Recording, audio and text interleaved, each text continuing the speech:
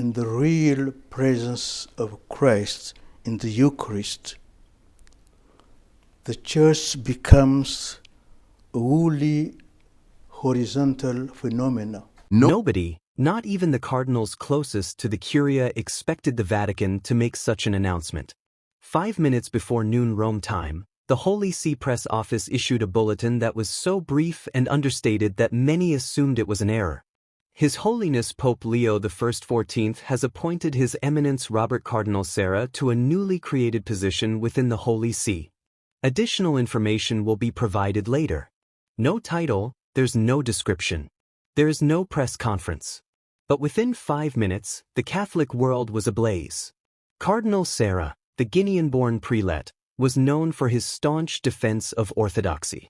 The man who quietly but unmistakably disagreed with Pope Francis on everything from liturgical reform to gender ideology. The man many thought had been pushed into the background during the previous pontificate has left to give lectures in Paris and homilies in Dar. He was now being called back and not into silence. I'm not into ceremonial retirement. However, we are moving on to something new, something active. 4 years, Sarah had served as the standard-bearer for the Church's most traditional wing, a hero to those who desired Latin masses, unchanging doctrine and theological clarity. He was also a lightning rod for progressive criticism, with some accusing him of rigidity, exclusion, and nostalgia disguised as holiness. Nonetheless, Pope Leo XIV reinstated him. But what could possibly motivate a new pontiff, already known for his friendly demeanor, reformist leanings, and emphasis on inclusion, to seek out a man who is frequently portrayed as his polar opposite? Theories spread quickly. Was this an attempt to appease the conservative wing of the Church?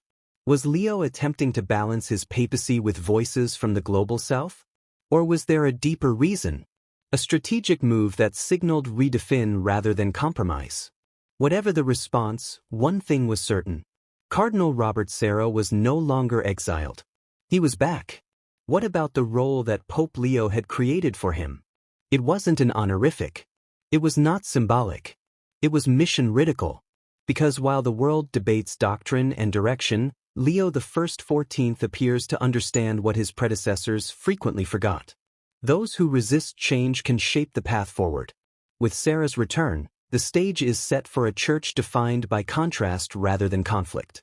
For nearly a decade, Cardinal Robert Sarah represented something the Vatican didn't quite understand: unwavering conviction.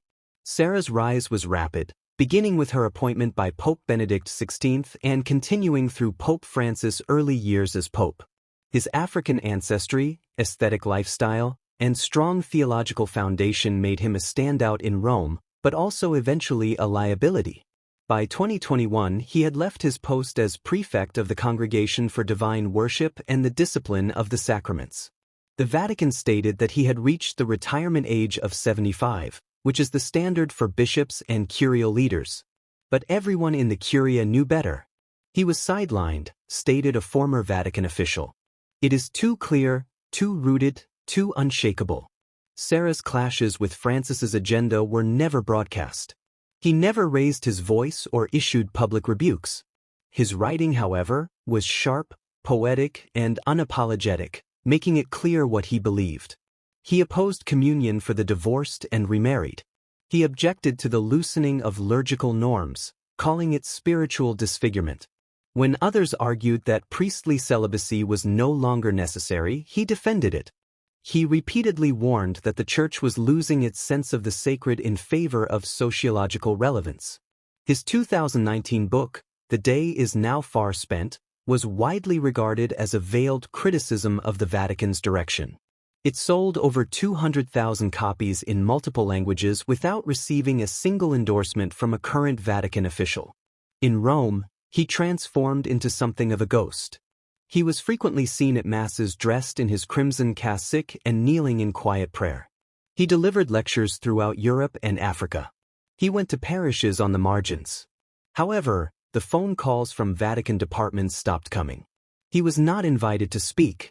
He was not invited to advise, stated a French manchier. However, the pews were full when he spoke.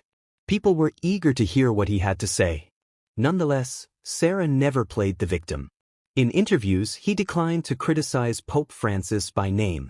When asked about his removal, he simply smiled and said, "I serve wherever God places me." Some believed he was finished. A relic, a throwback, the last gasp of the Benedict XVI era. But others knew better. Silence doesn't mean surrender, said a Senegal's bishop. In Africa, we know the power of waiting. And he waited. While the church debated synods and statements, Sarah continued to do what he always did: pray, read, serve, and observe. He watched as Francis's final years were fraught with scandal, infighting, and an increasingly divided flock. He watched as voices on both sides became more agitated, louder, and less willing to listen. He watched as young seminarians became disillusioned by ambiguity and resumed secret Latin studies. Sarah was present when Pope Francis died and the doors to the conclave closed. Not campaigning, not angling, just present. Some believed he had no chance of being elected pope. He was overly controversial, too hardline. However, that may not have been his role to play, because just a few weeks later, under a new pontificate, the impossible occurred. The telephone rang. It arrived quietly. No entourage, no announcement. It's just a simple call. The phone rang at Cardinal Robert Sarah's modest residence on the outskirts of Rome, where he had lived since retirement. A small stone house filled with African iconography, well-worn theological texts, and the silence of a man who had given up expecting much from Vatican phone calls. But that morning it rang. He answered. On the other end, Pope Leo XIV. "Robert," the voice answered, calm, familiar. "It's time we talk." The call lasted for 43 minutes. According to sources, this was not a summons, not a demand. It was an invitation. "I have been listening to the Church," Pope Leo reportedly stated, "and I believe we cannot build unity without including those who felt pushed away." Sarah initially remained silent. He held no illusions. He was knowledgeable about politics. He'd seen men cheer one year, then erase the next. But this was not flattering. This was direct, honest. The new pope praised Sarah's clarity, courage, and most importantly his witness. "You stood your ground," Leo XIV informed him. "Now I need you to walk with me, not in the past, but into the future." Sarah was stunned. This was a pope widely regarded as a bridger, a centrist reformer, raised in Francis's spirit, while acutely aware of the Church's growing schism. Why contact the man most associated with the other side? That's when Leo clarified. "I'm not trying to silence you," he explained. "I am asking you to serve visibly, be yourself.